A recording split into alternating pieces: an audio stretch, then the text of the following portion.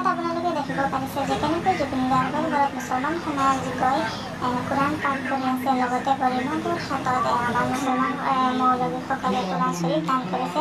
গতিকে ভিডিঅ'টো দেখি বহুত ভাল লাগিছে। আপোনালোকে যিমান পাৰে ভিডিঅ'টো শ্বেয়াৰ কৰিব, কাৰণ জুবিন গাৰ্গে কেতিয়াও হিন্দু আৰু মুছলমানৰ প্ৰতি প্ৰৱেশ কৰা নাছিল, তেওঁ সমাজ চকুৰে চাইছিল। সেইকাৰণে আমাৰ মুছলমান সমাজে জুবিন গাৰ্গৰ ঘৰত গৈ ধুনীয়াকৈ কোৰাণ পাঠ কৰিছে, দোৱা কৰিছে জুবিন গাৰ্গৰ কাৰণে। আৰু মই প্ৰত্যেকগৰাকী অনুৰাগী জুবিন গাৰ্গৰ কাৰণে দোৱা কৰিব। আৰু তেখেত এজন বহুত দান মানুহ, আৰু তেখেত ইমান সোনকালে দুনিয়াৰ পৰা গুচি গ'ল, সেইটো আমি কেতিয়াও আশা কৰা নাছিলোঁ। গতিকে আপোনালোক সকলোৱে এতিয়া তেখেতৰ কাৰণে দোৱা কৰিব, যাতে তেখেতৰ আত্মাই চিৰশান্তি লাভ কৰে। আৰু ভিডিঅ'টো যদি ভাল পাইছে আপোনালোকে যিমান পাৰে ভিডিঅ'টো শ্বেয়াৰ কৰিব। এতিয়া আপোনালোকৰ মনোযোগেৰে যিসকল জুবিন গাৰ্গৰ অনুৰাগী তেওঁলোকৰ মনোযোগেৰে ভিডিঅ'টো চাওক। মৌলবীসকলে কোৰাণ পাঠ কৰি মালিক তোমাৰ মৰণত আমি মাথা নৰকৈ ভিক্ষা কৰিছোঁ। আমাৰ নিচিনা পাপিষ্ট পৃথিৱীত আৰু কোনো নাই।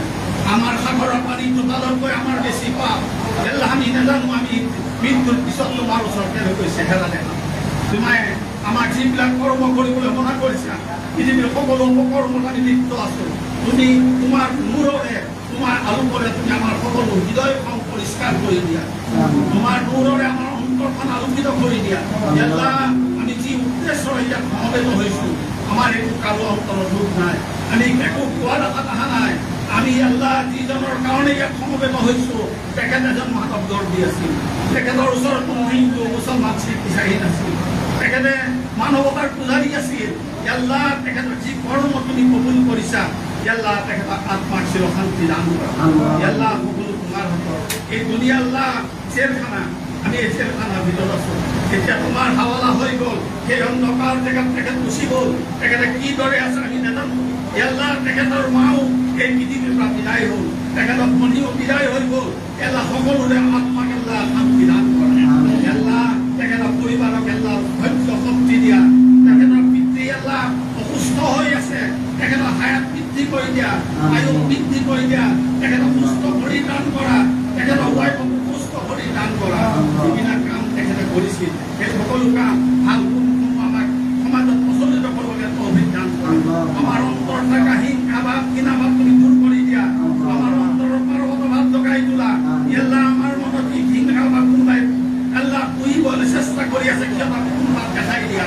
সিৰাতাল মুস্তাকিমৰ ৰাস্তা চলিবৰ কাৰণে তুমি আমাক তৌফিক দান কৰা। আল্লাহ যি কাম কৰিলে তুমি সন্তুষ্ট হোৱা, সেই কাম কৰিবৰ কাৰণে তুমি আমাক তৌফিক দিয়া। যি কাম কৰিলে তুমি সেই নাম জপিবৰ কাৰণে তৌফিক দিয়া। আল্লাহ তোমাৰ লগত যেন আমাৰ সম্পৰ্কটো দৃঢ় কৰি দিয়া। আমাৰ সকলোৱে মনৰ নেক আশা পুৰা কৰি দিয়া। বহুতো আশা লৈ আহিছোঁ। আল্লাহ তুমি আমাৰ ওপৰত আমি পলাতৰ বালা মুচিবত তুমি দূৰ কৰি দিয়া। আল্লাহ বিশেষকৈ আল্লাহ আমি ইয়াত তোমাৰ ওচৰত প্ৰাৰ্থনা কৰিছোঁ, তেখেতৰ বাপেকৰ আল্লাহ দেউতাকৰ আয়ু বৃদ্ধি কৰি দিয়া, তেখেতক সুস্থ কৰি দিয়া। যাৰ কুলালামীন বাপেক মাকৰ অশেষ কষ্ট দি এনেকুৱা এটা সন্তান আমি পাইছোঁ, এনেকুৱা এটা দুৰ্বতৰ পাইছোঁ, যিজনে অসমৰ ৰাইজক আল্লাহ এক গুণ কৰি দিলে। আজিলৈকে কোনো এক গুণ কৰিব পৰা নাছিল। খোলা আল্লাহ কিমান মহান মহান ব্যক্তি অসমত মৰি গ'ল, আজি গোটেই বিশ্বতে আলোড়ন আলোচিত কৰি দিয়া। ربنا آتنا في الدنيا حسنة وفي الآخرة حسنة وقنا عذاب النار وأدخلنا مع الأبرار يا عزيز يا غفار يا رب العالمين. يا الله